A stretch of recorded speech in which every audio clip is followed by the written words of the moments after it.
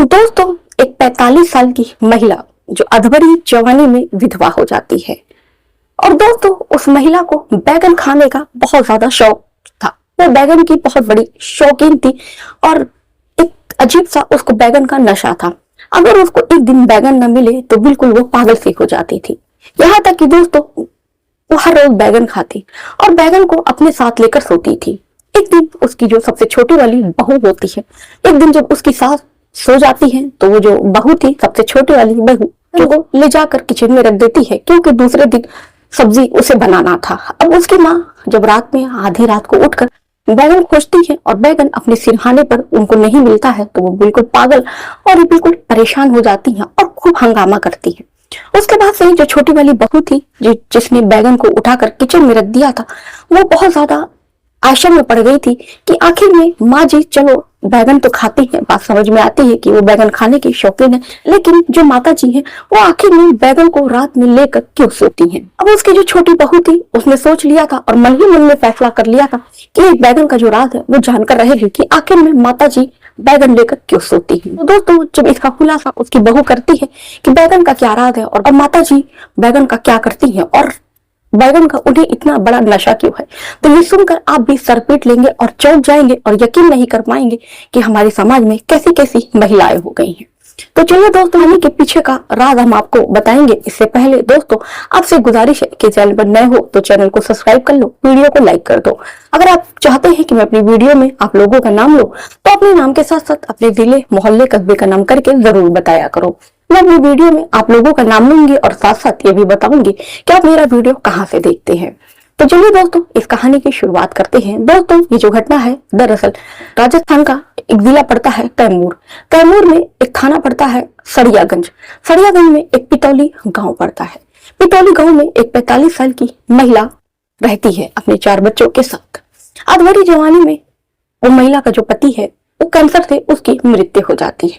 अब जानते हैं दोस्तों कि जब किसी का पति मर जाता है तो उसके ऊपर मानो आसमान फट जाता है, कितनी सारी जिम्मेदारियां होती हैं। कहते हैं जब एक पत्नी जाती है तो घर पर उतनी दुख परेशानी नहीं होती है, लेकिन घर का अगर मेन बुजुर्ग मेन आदमी चला जाए जिसके ऊपर घर परिवार की जिम्मेदारी होती है तो आप सोच सकते हैं दोस्तों कि घर पे क्या असर पड़ता है।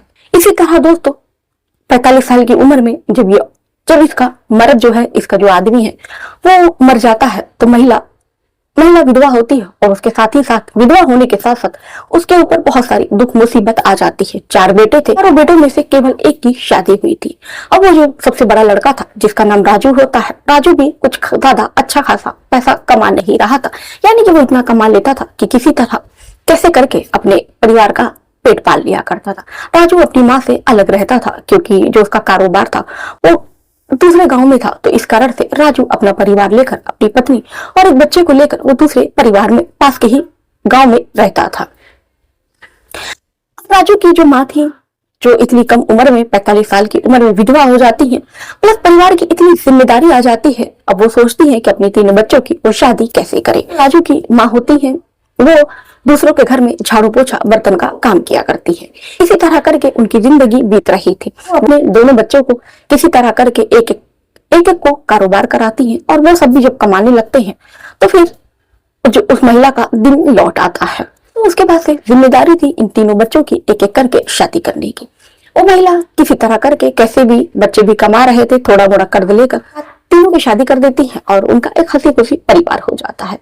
हमेशा 3 बच्चे साथ में रहते थे, उनकी बहू और सब कुछ, उनका जो जीवन था हंसी खुशी चल ही रहा था। उसके बाद से दोस्तों, जो महिला थी जो बाहर बर्तन धुलने जाया करती थी, बच्चे कहते हैं कि माँ अब हम भी कमा लेते हैं और इतना तो कमा लेते हैं कि जो हमारा परिवार है हम लोग का पेट भर जाता है। माँ तुम्हें ये सब काम करने की जरूरत नहीं है, अब तुम्हारी भी उम्र हो गई है, तुम घर पर बैठकर आराम करो।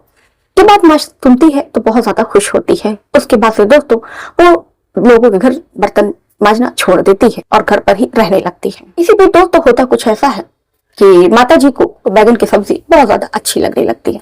अब माता जी को बैगन इतना पसंद आता है कि वो हर रोज बैगन का सेवन करती हैं। चलो, बहू को लगता है कि ठीक है, माता जी हैं, सास है उनकी, उनको बैगन बहुत पसंद है, तो ठीक है, क्यों ना माता जी के लिए एक हर रोज बैगन की सब्जी बन जाया करे। यहाँ तक तो दोस्तों ठीक था, लेकिन होता दोस्तों कुछ ऐसा है कि माता जी बैगन खाने की शौकीन ही नहीं थी, बल्कि माता जी को बैगन साथ में लेकर सोने का भी एक नशा था। वो बैगन मंगाती और कुछ बैगन को सब्जी बनाने के लिए दे देती और कुछ बैगन को वो अपने कमरे में रख लिया करती। इसी तरह माता जी जो थी वो बैगन को रात में लेकर सोया करती थी। एक दिन दोस्तों होता कुछ ऐसा है कि जो सबसे छोटी वाली बहू थी उसके पति को बैगन का भरता खाने का बड़ा मन करता है। तो जो छोटी वाली बहू थी वो किचन में जाती है, देखती है बैगन नहीं है। तो उसको पता था कि जो माता जी है बैगन की बहुत ज्यादा शौकीन है। तो वो अपनी माता जी के कमरे में जाती है और बैगन उनके कमरे से लेकर बैगन का भरता बना डालती है। अब दोस्तों पूरा परिवार खाना पीना खाकर सब लोग अपने अपने कमरे में बिस्तर में सो जाते हैं। होता दोस्तों फिर कुछ ऐसा है कि बारात के 12 बजते हैं। माता जी को पता नहीं बैगन की ऐसी क्या तलब लगती है कि माता जी बैगन खोजने लगती हैं। उनको जब बैगन कहीं भी नहीं मिलता वो अपने पूरे कमरे में पहले तो बैगन खोजती हैं। जब कहीं भी बैगन नहीं मिलता है उनको ये बात पता चल जाती है कि मेरे कमरे में बैगन नहीं है, मेरे कमरे से बैगन को किसी ने हटा दिया है। अब तुरंत वो गुस्से में आनंद फानन बाहर निकलते ही से बैगन कौन ले गया। अब पूरा हंगामा मच जाता है। उसके बाद से पता चलता है उसकी जो सबसे छोटी वाली बहू थी वो कहती है माता जी इनको बैगन का भरता खाने का मन था तो बैगन किचन में नहीं था तो मैंने सोचा लाओ आपके कमरे से बैगन लेके बैगन का भरता बनाकर इनको खिला दूं। सुनने के बाद जो माता जी थी वो बिल्कुल तिल मिला जाती है। कहती है अगर बैगन का भरता खाने का इतना ही ज्यादा मन था तो तुम सुबह का भी इंतजार कर सकती थी। तुमको क्या जरूरत थी मेरे कमरे से बैगन लेकर जाने की। अगर तुम और वो भी बिना मेरी इजाजत के तुम कैसे ऐसा काम कर सकती हो। और इस बात को लेकर बहुत ज्यादा हंगामा मचता है। उसकी जो सास है अपनी छोटी बहू से खूब लड़ाई करती है, खूब ताने मारती है, खूब सुनाती है। कहती है कि तुम्हारी हिम्मत कैसे हुई, तुमने मेरा बैगन ले लिया। अपने छोटे बेटे से कहती है कि तुमने बैगन का भरता खाया तो मैं एक काम करो कि तुम कहीं से भी जाकर बैगन लेके आओ। जो छोटी बहू थी वो सोचने पर मजबूर हो जाती है। वो उस वक्त तो कुछ नहीं बोलती है लेकिन उसके दिमाग में बस एक ही बात चल रही थी कि आखिर में माता जी बैगन के लिए इतनी उतावली क्यों है। अब उसके दिमाग में बहुत सारे सवाल थे कि आखिर में माता जी बैगन का क्या करती है। मुझे तो लगा कि माता जी को बैगन बहुत ज्यादा पसंद है इसलिए बैगन की सब्जी खाती हैं और कुछ बैगन जो बचा हुआ रहता है वो अपने कमरे में ले जाकर रख देती हैं। आखिर में माता जी इतनी आधी रात को इतनी ज्यादा उतावली क्यों है उस बैगन के लिए। अब जो उसकी छोटी बहू थी उसके दिमाग में बहुत सारे सवाल चलने लगते हैं। अब उसने ठान लिया था कि वो इस बैगन की सच्चाई जानकर रहेगी कि माता जी बैगन का रात में क्या करती है। अब जो छोटी बहू होती है वो इसकी सच्चाई जानने के लिए दिन रात कोशिश करती है। होता है दोस्तों ऐसा ही है कि वो सोचती है कि आखिर में माता जी के कमरे में वो जाए तो जाए कैसे जाए। अब उसके बाद से जब रात होती है तो वो कोशिश करती है माता जी के कमरे में झांकने की, लेकिन माता जी के कमरे में बहुत सारी चीजें वस्तुएं उसको साफ नहीं दिखाई देती हैं। फिर वो दिमाग लगाती है कि आखिर में इसकी जो सच्चाई है वो सामने कैसे आएगी कि माता जी आखिर में बैगन का क्या करती है। इसका सच जानने के लिए वो बहुत ज्यादा प्रयास करती है लेकिन उसको पता नहीं चल पाता है कि माता जी बैगन का क्या करती है। वो सीढ़ियां लगाकर देखने की भी कोशिश करती है लेकिन कुछ भी उसको पता नहीं चलता है।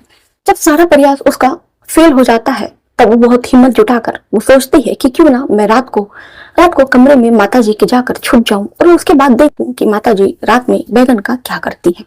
उसके बाद से दोस्तों छोटी बहू भी कुछ ऐसा ही करती है और वो रात को अपनी सास के कमरे में जाकर छुप जाती है पलंग के नीचे। उसके बाद से रात को उसकी सास आती है और अपने कमरे में लेट जाती है। फिर उसके साथ जो है वो गहरी नींद में सो जाती है। वो फिर जैसे ही आधी रात होती है उसकी सास की नींद खुलती है, उसकी सास उठती है और बैगन की तरफ बढ़ती है। अब ये सब जो उसकी बहू थी सबसे छोटी वाली बहू ये सब देख रही थी और वो बहुत ज्यादा एक्साइटमेंट भी थी और बहुत ज्यादा उत्सुक भी थी कि आखिर में माता जी इस बैगन का क्या करती हैं। आज मैं किसी भी तरह कैसे भी करके इस बैगन का राज जो है मैं जान कर रहूंगी। दोस्तों फिर वो देखती है कि जो उसकी सास है वो एक बैगन को उठाती है और अपने बेड पर लेकर जाकर लेट जाती है। उसके बाद से वो एक एक करके अपना वस्त्र उतारती है और बिल्कुल निर्वस्त्र हो जाती है और बेड पर लेट कर वो उस बैगन के साथ वो संबंध बनाती है। उस बैगन को अपने प्राइवेट पार्ट में डालती है और जोर जोर से चीखती है, चिल्लाती है, यानी कि वो बैगन के साथ सेक्स करती है।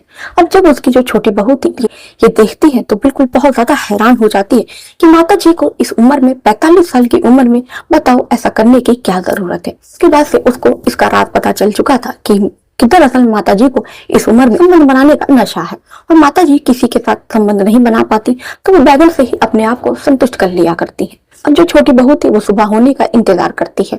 जैसे ही सुबह होती है माता जी उठकर अपने काम धाम में लग जाती है और जो छोटी बहू थी वो निकलकर अपने कमरे में जाती है और उसके बाद से वो मन ही मन में सोचती है कि क्योंकि वो पढ़ी लिखी लड़की थी तो वो सोचती है कि आखिर में इसमें माता जी की भी क्या गलती है। शायद मैं भी इस जगह पे होती और अर्धभरी जवानी में विधवा हो जाती तो शायद मैं भी यही करती। माता जी को एक मर्द की जरूरत है। अब वो ये बात अपने पति से बताती है कि ऐसी ऐसी बात है और मुझे लगता है कि माता जी की शादी कर देनी चाहिए। उसके बाद से पहले तो अपने पति से बताती है, तो जो माता जी का बेटा होता है सबसे छोटा वाला, वो बहुत ज्यादा एक्शन में पड़ जाता है। उसके बाद से वो अपने तीनों भाइयों से बात करता है कि वो इस बारे में क्या कहते हैं। पहले तो कोई भी तैयार नहीं होता है कि 45 साल की उम्र में कैसे हम लोगों के भी बाल बच्चे हैं, पोती पोता वाले हैं, कैसे हम लोग अपनी माँ की इस उम्र में शादी करते हैं। सोच विचार करते हैं कि सही बात है, एक जो शरीर की जरूरत होती है वो किसी भी उम्र में किसी को भी हो सकती है। तो दोस्तों उसके बाद से माता जी से पूछा जाता है कि क्या आप शादी करना चाहती हैं, तो माता जी भी कह देती हैं कि अगर तुम लोगों की रजामंदी है तो मैं बिल्कुल शादी करना चाहूँ, अगर तुम लोग भी चाहते हो कि मैं शादी कर लूँ तो मुझे कोई आपत्ति नहीं है। तो इस तरह दोस्तों माता जी की शादी कर दी जाती है। 45 साल की उम्र में उनकी शादी हो चुकी है और पति है, जो शारीरिक सुख की उनको जरूरत थी वो अब उनको मिल चुका है। तो दोस्तों कहते हैं ना, जो शरीर की भूख होती है वो किसी भी उम्र में किसी की हो सकती है। तो दोस्तों इस पर आपकी क्या राय है, आप हमें कमेंट में करके जरूर बता सकते हैं। तो दोस्तों चलिए मिलते हैं फिर इसी समय पर एक नई कहानी के साथ। अभी तक अपने चैनल को सब्सक्राइब नहीं किया तो दोस्तों जाते जाते चैनल को सब्सक्राइब कर दो।